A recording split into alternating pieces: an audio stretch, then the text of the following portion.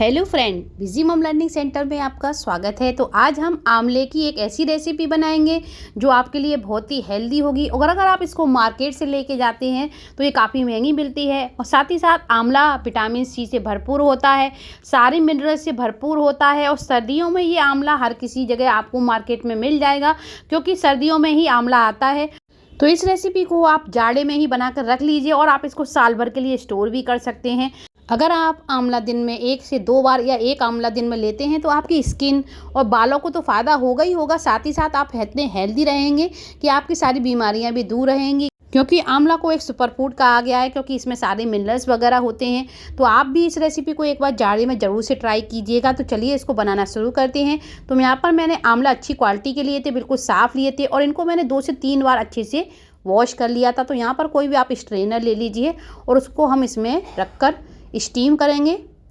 तो जिससे क्या होता है, आंवला चाहे आप करके भी बनाइए चाहे स्टीम करके बनाइए, दोनों तरह से इसके कोई भी मिनरल नष्ट नहीं होते हैं। तो यहाँ पर मैंने छलनी में आंवलों को रख दिया है। तो चलिए हम इनको स्टीम कर लेते हैं। तो यहाँ पर मैंने कढ़ाई में पहले से ही पानी को बॉईल करने के लिए रख दिया था।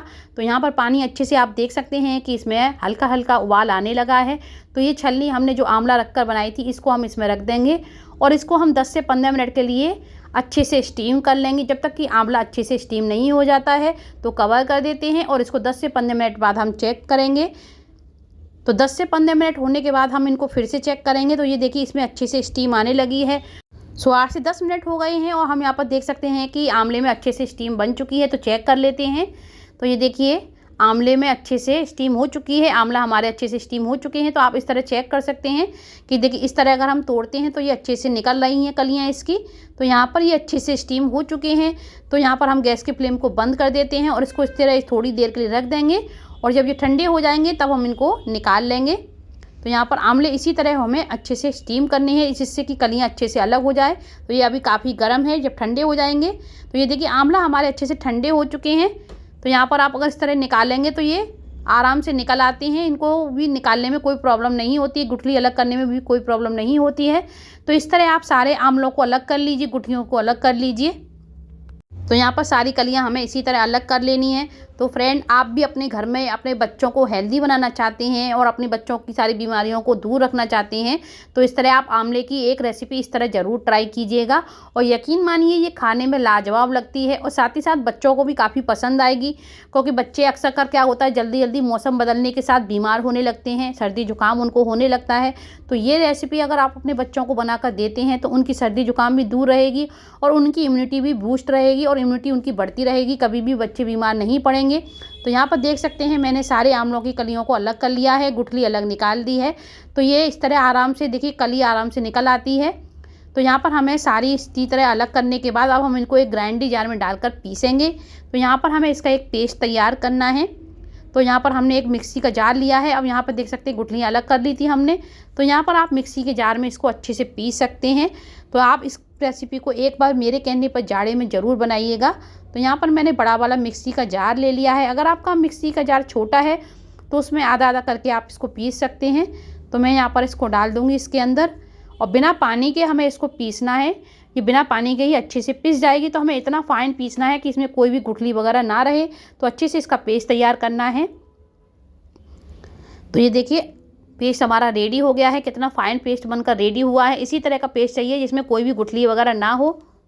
तो यहाँ पर आपको पेस्ट रेडी कर लेना है। अब इसके साथ दूसरी चीज़ हमको क्या लेनी है, मैंने यहाँ पर ये गुड़ लिया है, 250 ग्राम गुड़ लिया है आधी किलो आंवले के साथ। तो यहाँ पर आप चाहें तो यहाँ पर चीनी का भी यूज़ कर सकते हैं, लेकिन मैंने यहाँ पर गुड़ का यूज़ किया है। तो आंवले के पेस्ट को हमें यहाँ पर कढ़ाई में डाल देना है।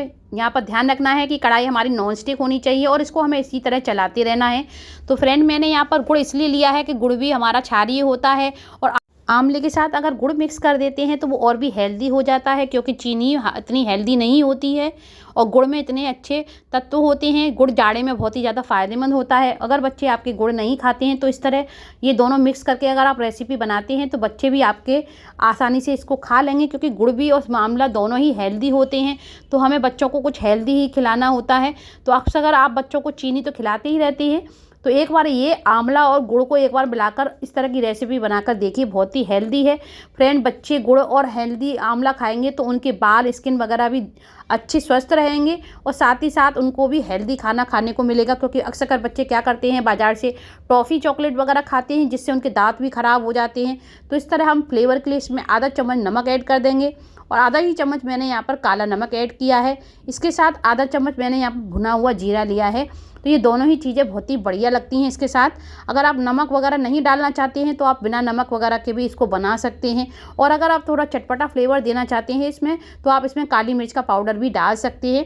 तो ये देखिए काफ़ी ये गाढ़ा होने लगा है। तो इसी तरह हमें इसको कंटिन्यूसली चलाना है जब तक कि ये अच्छे से गाढ़ा नहीं हो जाए।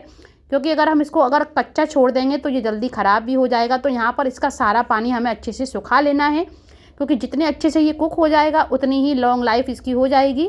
तो यहाँ पर इसको अच्छे से इसी तरह चलाते रहिए जब तक कि ये थोड़ा टाइटली डो ना बन जाए। तो इसी तरह आप हम इसको बना लेंगे। तो एक बार मेरे कहने पर ये रेसिपी आप अपने घर में ज़रूर ट्राई कीजिएगा। बहुत ही हेल्दी रेसिपी है फ्रेंड, ये सबको पसंद भी आएगी। और साथ ही साथ ये इतनी हेल्दी है, अगर आप इसको मार्केट में लेने जाते हैं तो ये काफ़ी महंगी मिलेगी। इस समय आंवला आपको 40 से 50 रुपए किलो मार्केट में आसानी से मिल जाएगा। तो देखिए मैंने प्लेट में इसको निकाल लिया है, ये काफ़ी गाढ़ा हो चुका है। और एक प्लेट में मैंने यहाँ पर शुगर को पीस कर डाल लिया है। तो इस तरह हम इसके एक एक रोल बना लेंगे और इसको इसके अंदर कोटिंग कर लेंगे जिससे कि ये आपस में चिपकेंगे भी नहीं। तो यहाँ पर आप इस तरह बॉल इसकी तैयार कर सकते हैं। चाहे तो आप इसको कहीं प्लेट में लगाकर इसकी पतली पतली स्ट्रिप्स भी काट सकते हैं। मैंने यहाँ पर इसको रोल इस तरह कर लिया है। तो छोटा बड़ा साइज आप अपना जैसा बनाना चाहते हैं उसको बना सकते हैं।